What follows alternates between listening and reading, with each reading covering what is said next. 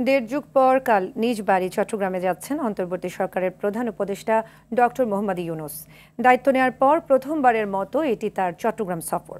বুধবার চট্টগ্রাম বিশ্ববিদ্যালয়ের পঞ্চম সমাবর্তনে প্রধান অতিথি হিসেবে যোগদান সহ বেশ কিছু কর্মসূচিতে অংশ নেবেন। পাশাপাশি তার পৈতৃক বাড়ি হাটহাজারী উপজেলার শিকারপুর ইউনিয়নের বাথুয়া গ্রামও পরিদর্শন করবেন প্রধান উপদেষ্টা। এছাড়া স্থানীয় বন্দর পরিদর্শন ও বন্দরের অভ্যন্তরে NCT-5 প্রাঙ্গণে একটি সভায়ও অংশ নেবেন ডক্টর ইউনূস।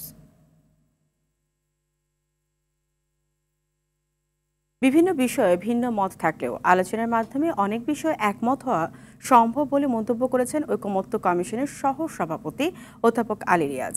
আর কমিউনিস্ট পার্টির সাধারণ সম্পাদক রুহিন হোসেন প্রিন্স ঐকমত্যের ভিত্তিতে যতটুকু সংস্কার সম্ভব সেটুকু করেই নির্বাচনের ব্যবস্থা করার দাবি জানান। সকালে জাতীয় সংসদের LT হলে CPBর সাথে ঐকমত্য কমিশনের বৈঠকে সূচনা বক্তব্যে এসব কথা বলেন তারা।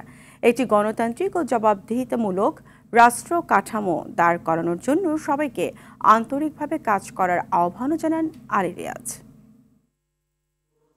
ফ্যাসিবাদী শাসনকে পরাস্ত করা বিজয়ের এক ধাপ মাত্র, কিন্তু রাষ্ট্র কাঠামোকে বদলে দিয়ে নাগরিকদের অধিকার সুরক্ষা করা, সমতার বিধান নিশ্চিত করা, আইনের শাসন প্রতিষ্ঠা করা, এগুলো এক দীর্ঘমেয়াদী সংগ্রামেরই অংশ।